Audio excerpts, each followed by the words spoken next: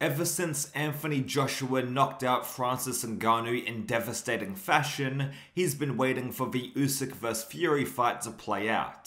Usyk was the winner of that contest, but legally binding rematch clauses are a thing, and they have the second fight coming up towards the end of the year. All signs point to his excellency giving AJ the next shot at being undisputed after the Usyk vs Fury rematch concludes. But what does Anthony Joshua do in the meantime? Since his 2 losses against Usyk, he's done a great job of rebuilding himself as a contender, and I think we're now seeing the very best of Anthony Joshua. The 2024 version of AJ, in my opinion, has eclipsed the version of AJ we saw pre-Ruiz. And going 24 rounds with Usyk, a new coach in Ben Davison, and 3 solid finishes, Anthony Joshua has become a really well-rounded fighter. He has the killer instinct and the confidence to go ahead and finish guys, but AJ has also turned into a fundamentally sound boxer. He's always been a good boxer before with a snappy jab and great gas tank, but he's recently been adding more and more to his game.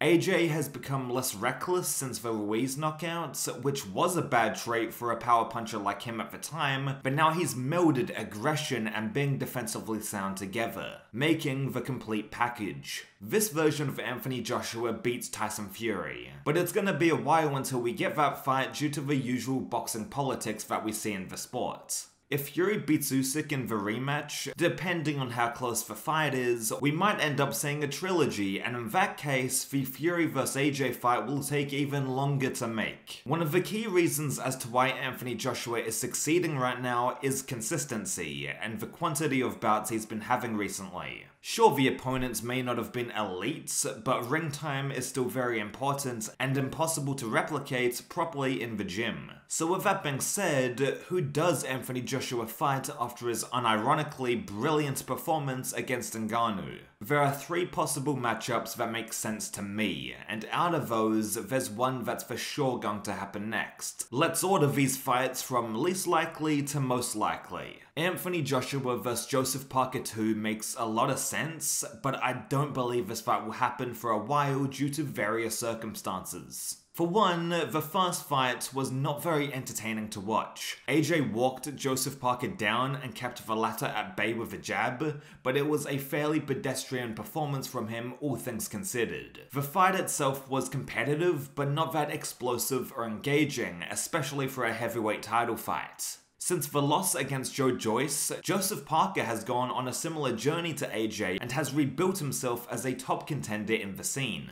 Joseph Parker has back-to-back wins over Deontay Wilder and Zhang.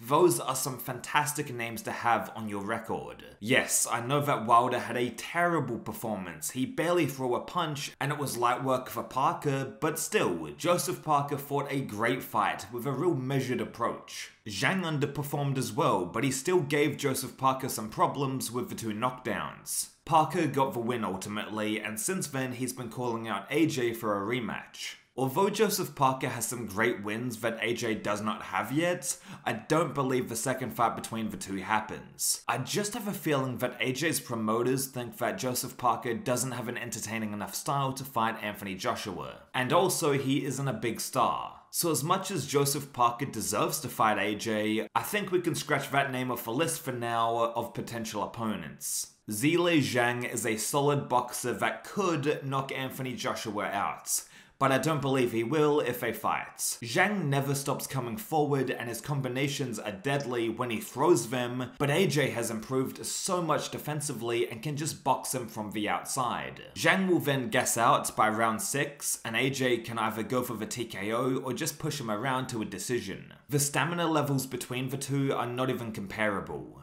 AJ can fight at a steady pace for 12 rounds and be absolutely fine. He's one of the only heavyweights that can perform for the entire fight at a good level. Their gas tanks are way different, and the same goes for their punch output. AJ will throw the kitchen sink at Zhang, jabbing his face off all night, whereas the latter likes to pick his moments and is really a counterpuncher at the end of the day. He's a good one, but just doesn't throw enough. Even though Zhang recently knocked out Wilder, I do not believe he is the frontrunner to fight Anthony Joshua. He did finish Wilder, and I'm not trying to diminish that, but even so, he's looked fairly poor as of late. He let the Parker fight get away from him, and in the Wilder fights, yes, he got the win, but his movement was so laboured and it wasn't a fun contest to watch at all. Meanwhile, AJ has been excelling on all fronts, and he's really found a second win since his loss against Usyk. Of course, it wasn't easy for AJ, and there have been times where he's also looked bang average, his performance versus Jermaine Franklin for example. However, he's come through that with the help of a new trainer and has produced some fantastic results. Zhang also doesn't hold a belt, so I doubt AJ would be interested in fighting him anytime soon.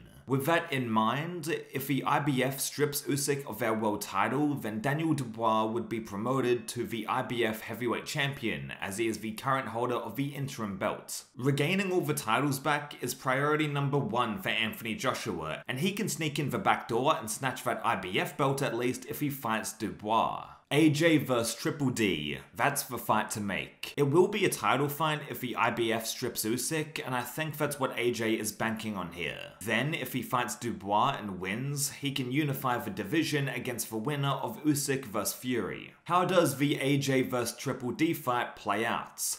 I think Daniel has a lot of potential in the heavyweight scene. He's only 26 years old, so he's fresh in the division, brand new, and he can also hit very fucking hard. People have questioned his heart at points in his career, but he showed some dog in him in the Hrgovic fight. He was getting outlanded by Hrgovic, but it didn't seem like that deterred Daniel at all. He was growing into the fight. Eventually he got the better of the exchanges and he knocked Filip Hrgovic out. Although Triple D displayed his endurance in that fight, he also showed that he is still very hittable. His style is raw, he reminds me of a younger Anthony Joshua at times actually, and I chalk that up to his age. But AJ will exploit that and get the finish if Daniel doesn't tighten up that defense. Early on, when Hrgovic was having success against Daniel, he was only throwing 1s and 2s and not following it up with anything else. We know that AJ will put together a string of combinations and can do so for all 12 rounds. Don't get me wrong, Triple D has the power to knock AJ out.